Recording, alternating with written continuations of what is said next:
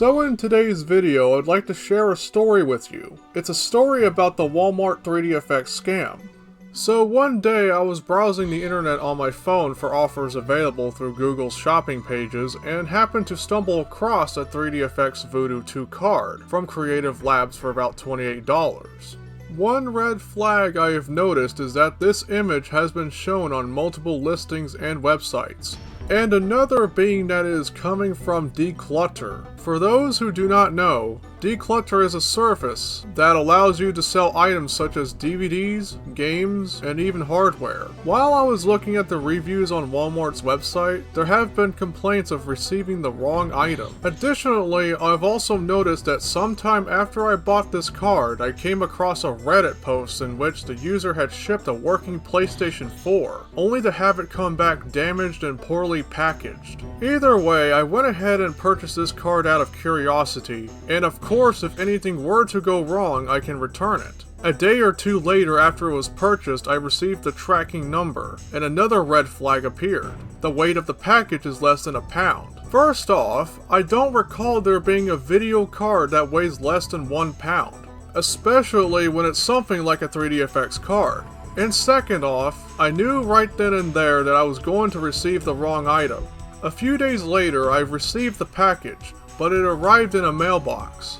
I don't think a video card should be in the mailbox. I mean, sure, it could fit, but you're potentially risking damage, because shipping without proper care is a death wish in itself. I've heard plenty of horror stories where people intentionally or unintentionally ship electronics or box games with inadequate packaging, either to save money or due to not receiving a desired amount the seller wanted. Also, if it's the latter, then you are utter scum, and you shouldn't be a seller. Either way, not all shipping issues are entirely on the seller. It could also link to the shipping provider like USPS and FedEx. Anyway, it turns out the package was what I expected. It was a DVD, which explains why it weighed less than a pound. Safe to say, I was able to get my refund and return it. Now, for those who are curious, the DVD in question was a 2006 adult animated sci-fi film called A Scanner Darkly. So you can say I've paid more than I should have for a DVD instead of a 3D accelerator from the late 90s. Now, what did I learn from all of this?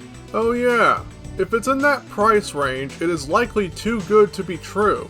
Like seriously, the days of spending $5 or less on vintage computers and other tech are long gone. The hobby has a demand now, and if you don't want to spend $400 for a piece of tech, you're better off emulating this experience. As far as I've learned, these 3dfx Voodoo cards can easily be defective. Without knowledge of soldering and the equipment to maintain their lifespan, I wouldn't recommend pursuing these cards. This advice extends beyond video cards to all sorts of technology. You can only do so much before it is broken beyond repair. So it's safe to say if you want to get into vintage computers but don't want to heavily rely on soldering and all that, then either you dump a lot of your money on an already recapped computer or part, or you might as well start learning to solder, because with the way things are in the hobby, it has become a necessity. Now, as for defective 3dfx cards, the most common issue tends to be with the texture mapping unit, with rainbow dots appearing on the screen, being an indicator that your card is going bad. The only cards I've heard that don't have these issues are the Voodoo Banshee and the Voodoo 3. Now, as said before, not all parts last forever. Anyway, that about wraps up this video about getting scammed. I would like to start learning how to solder myself, so I can take my vintage computer tinkering to the next level.